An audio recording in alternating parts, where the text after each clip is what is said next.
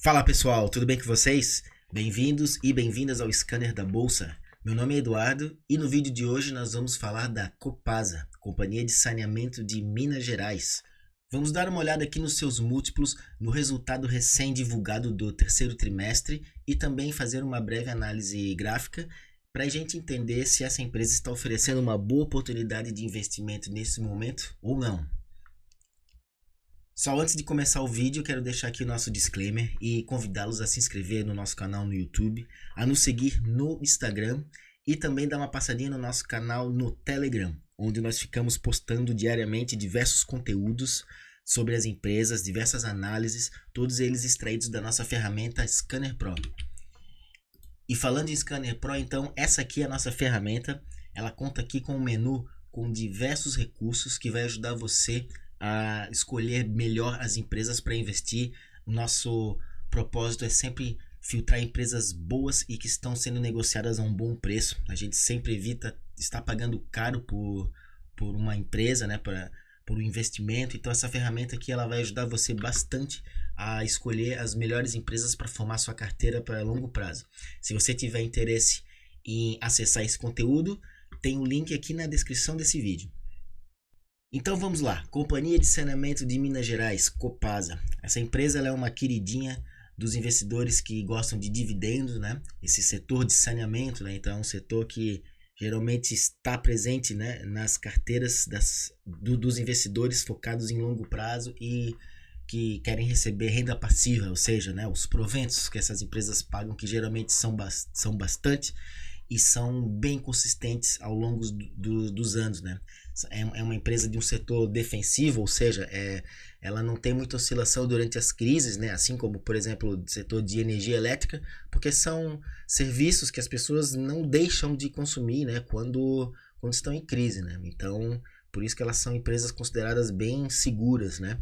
Para ter em carteira, pensando então num longo prazo, e para quem não quer se expor muito a outros tipos de setores que tem um pouco mais de volatilidade e incertezas, né? Então, começando aqui, dando uma passadinha nos principais múltiplos, nós temos aqui o PL bem baixo, né? 4,68.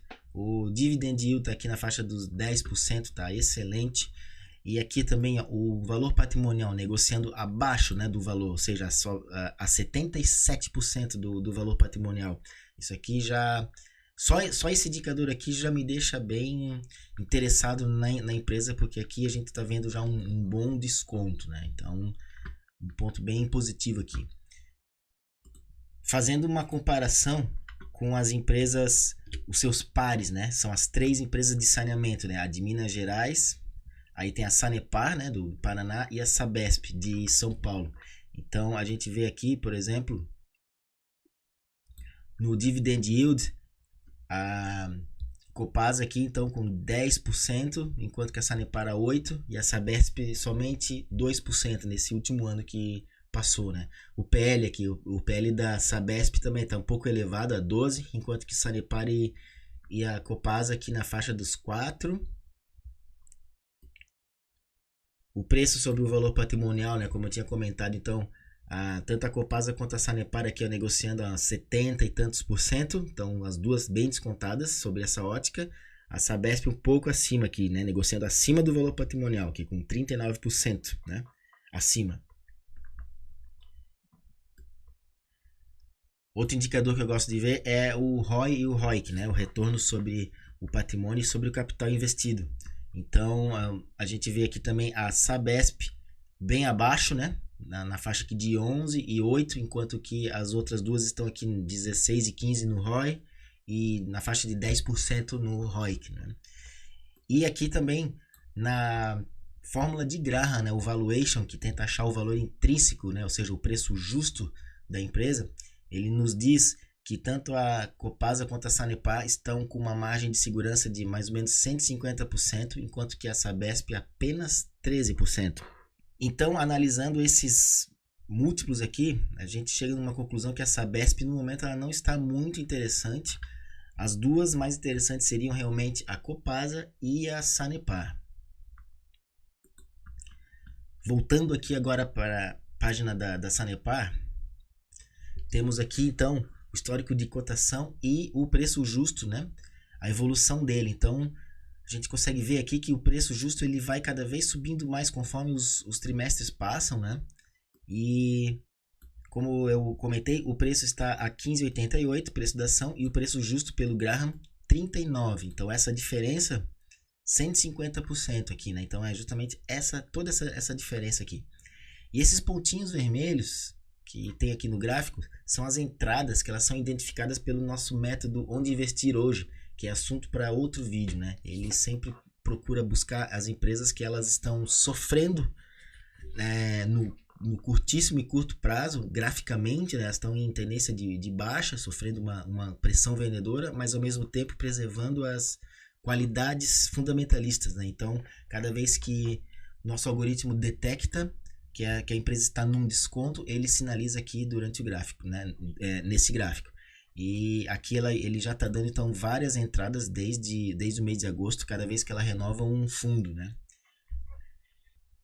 Vamos falar de dividendos agora. Então, uma empresa que ela tem, né, um histórico de pagar bem dividendos, mas eles não são tão regulares. Aqui em 2020 pagou bastante, né, deu praticamente 17% sobre o preço atual. Depois no ano de 2022 não pagou praticamente nada, aqui ficou na faixa dos 2%, mas esse ano já reagiu novamente, praticamente 9%. E a média dos 5 anos, essa linha amarela, então ela já volta a subir aqui, né? Depois desses 2 anos aqui que foram um pouco mais fracos. E aqui nós temos o resultado do exercício, né? As DRS. Então, uma coisa que eu gosto de ver bastante é o lucro líquido, que são as barras verdes, e o lucro operacional, que é essa linha amarela aqui, né? Então, a gente sempre procura pegar empresas que elas estão crescendo nesses dois aspectos aqui, né? Pois o resultado bruto é o resultado realmente da operação da empresa, no que ela faz, né? E o resultado e o lucro líquido, ele pode conter outros lucros não recorrentes de outras operações, como por exemplo venda de ativos, etc, né? Lucros financeiros. Então às vezes pode criar alguma distorção, mas nesse caso aqui, tanto o lucro líquido quanto o resultado bruto, eles vêm crescendo, né? E aqui nós já temos o resultado do terceiro trimestre, né? Ela foi uma das primeiras empresas agora a divulgar nessa temporada de resultados, né? Então aqui nós temos lucro líquido recorde, né?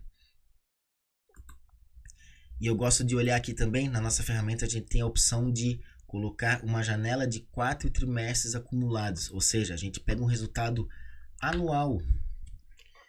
A cada trimestre que passa, a gente vai atualizando sempre os últimos 4 trimestres, né? Então a gente sempre pega um resultado anual e esse gráfico aqui ele fica mais suavizado. Então, conseguimos ver aqui claramente, né, que depois desses resultados um pouco mais fracos aqui no ano de 2022, a empresa reagiu, né, bastante agora nesse ano de 2023 e os resultados melhoraram bastante, tá? Mais abaixo aqui nós temos a evolução do balanço patrimonial, trimestre a trimestre. Aqui eu sempre escondo aqui tanto os ativos quanto passivos, né? Deixo só o patrimônio líquido, que são os ativos menos os passivos, né? E também claramente temos aqui, né, uma empresa que ela vem subindo ao longo do tempo, aumentando seu patrimônio, né, crescendo em tamanho. Então, também muito positivo aqui. Eu vejo essa empresa, né, com esse patrimônio aqui evoluindo durante os trimestres, conforme o tempo passa. Então nós temos uma empresa aqui que ela vai crescendo o patrimônio e vem crescendo o lucro. Porém, temos aqui uma grande queda, né? Ela fez aqui, desde abril desse ano aqui, ela caiu bastante, tá? Desde o topo aqui de 29 de junho, ela já tem uma queda aqui de 25%, né?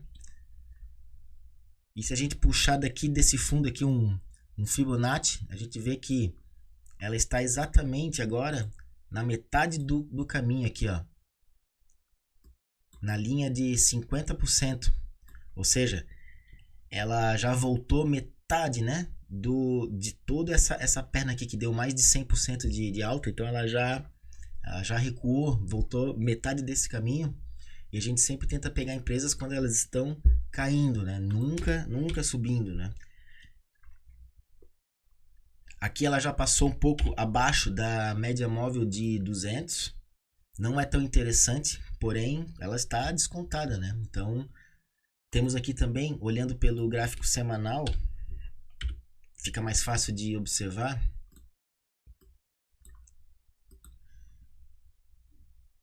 Nós temos uma linha aqui, ó, mais ou menos na faixa do preço que ela está nesse momento, que ela serve aqui, né, como um suporte e resistência, né? Ela já foi resistência, já serviu de suporte, aqui ó, resistência de novo, né? E aqui talvez possa segurar de novo o preço, né?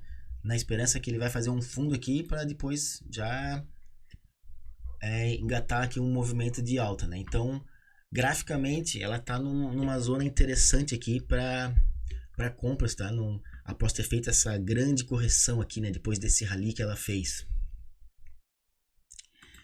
Então é isso, pessoal. Um breve vídeo aqui da Copasa. Comentem aqui no vídeo se vocês gostam da empresa ou não, se tem carteira, se pretendem comprar. E mais uma vez convido a se inscrever aqui no nosso YouTube, dar uma passadinha no nosso Telegram e nos seguir lá no Instagram. Muito obrigado, um abraço e até mais.